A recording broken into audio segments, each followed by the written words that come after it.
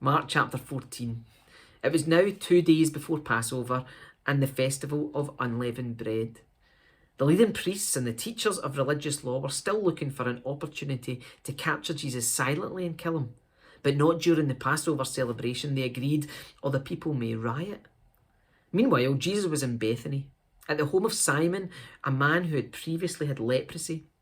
While Jesus was eating, a woman came in with a beautiful alabaster jar of expensive perfume made from the essence of nard. She broke open the jar and poured the perfume over his head. Some of those at the table were indignant. Why waste such expensive perfume, they asked. It could have been sold for a year's wages and the money given to the poor. So they scolded her harshly. But Jesus replied, "Leave her alone. Why criticize her for doing such a good thing to me? You will always have the poor among you, and you can help them whenever you want to, but you will not always have me. She's done what she could and has anointed my body for burial ahead of time. I tell you the truth, wherever the good news is preached throughout the world, this woman's deed will be remembered and discussed."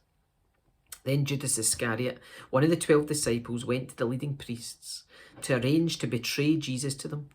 They were delighted when they heard why he had come, and they promised to give him money. So he began looking for an opportunity to betray Jesus.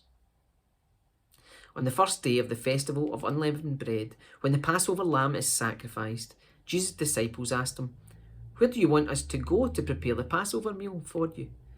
So Jesus sent 2 of them into Jerusalem with these instructions: "As you go into the city, a man carrying a pitcher of water will meet you. Follow him. At the house he enters, say to the owner, 'The teacher asks, where is the guest room where I can eat the Passover meal with my disciples?' He will take you upstairs to a large room that's already set up. That is where you should prepare our meal." So the 2 disciples went into the city and found everything just as Jesus had said, and they prepared the Passover meal there. In the evening, Jesus arrived with the 12 disciples. As they were at the table eating, Jesus said, "I tell you the truth, one of you eating with me here will betray me." Greatly distressed, each one asked in turn, "Am I the one?" He replied, "It is one of you 12 who is eating from this bowl with me. For the Son of Man must die, as the scriptures declared long ago, but how terrible it will be for the one who betrays him. It'd be far better for that man if he'd never been born." As they were eating, Jesus took some bread and blessed it. Then he broke it in pieces and gave it to the disciples, saying, "Take it, for this is my body." Then he took a cup of wine and gave thanks to God for it. He gave it to them, and they all drank from it. And he said to them, "This is my blood, which confirms the covenant between God and his people.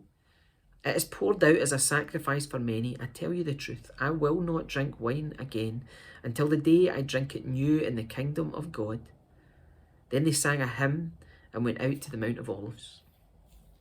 On the way, Jesus told them, "All of you will desert me, for the scriptures say God will strike the shepherd and the sheep will be scattered. But after I am raised from the dead, I will go ahead of you to Galilee and meet you there." Peter said to him, "Even if everyone else deserts you, I never will." Jesus replied, "I tell you the truth, Peter. This very night, before the rooster crows twice, you will deny 3 times that you even know me." "No," Peter declared emphatically, "even if I have to die with you, I will never deny you." And all the others vowed the same. They went to the olive grove called Gethsemane. And Jesus said, "Sit here while I go and pray." He took Peter, James, and John with him, and he became deeply troubled and distressed. He told them, "My soul is crushed with grief to the point of death. Stay here and keep watch with me." He went on a little further and fell to the ground. He prayed that if it were possible, the awful hour awaiting him might pass him by. "Abba, Father," he cried out, "everything is possible for you. Please take this cup of suffering away from me, yet I want your will to be done, not mine." Then he returned and found the disciples asleep. He said to Peter, "Simon, are you asleep? Couldn't you watch with me even 1 hour? Keep watch and pray so that you will not give in to temptation. For the spirit is willing, but the body is weak." Then Jesus left them again and prayed the same prayer as before.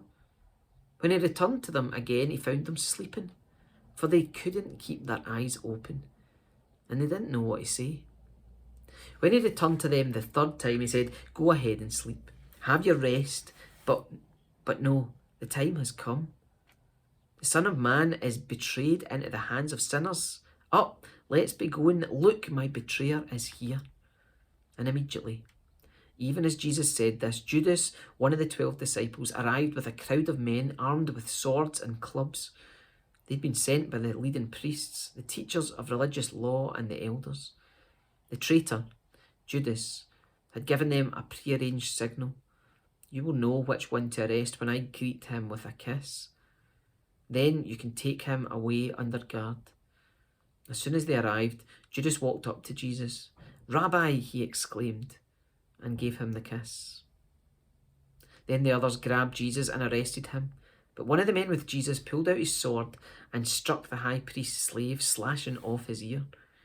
Jesus asked him, "Am I some dangerous revolutionary that you come with swords and clubs to arrest me? Why didn't you arrest me in the temple? I was there among you teaching every day, but these things are happening to fulfill what the scriptures say about me." Then all his disciples deserted him and ran away. One young man followed behind and was clothed only in a long linen shirt. When the mob tried to grab him, he slipped out of his shirt and ran away naked. They took Jesus to the high priest's home, where the leading priests, the elders, and the teachers of religious law had gathered. Meanwhile, Peter followed him at a distance and went right into the high priest's courtyard. There he sat with the guards, warming himself by the fire. Inside, the leading priests and the entire high council were trying to find evidence against Jesus so they could put him to death. But they couldn't find any. Many false witnesses spoke against him, but they contradicted each other. Finally, some men stood up and gave this false testimony. "We heard them say, 'I will destroy this temple made with human hands, and in 3 days I will build another made without human hands.' But even then they didn't get their stories straight." Then the high priest stood up before the others and asked Jesus, "Well, aren't you going to answer these charges? What do you have to say for yourself?" But Jesus was silent and made no reply. Then the high priest asked him, "Are you the Messiah, the Son of the Blessed One?" Jesus said, "I am. And you will see the Son of Man seated in the place of power at God's right hand and coming on the clouds of heaven." Then the high priest tore his clothing to show his horror and said, "Why do we need other witnesses?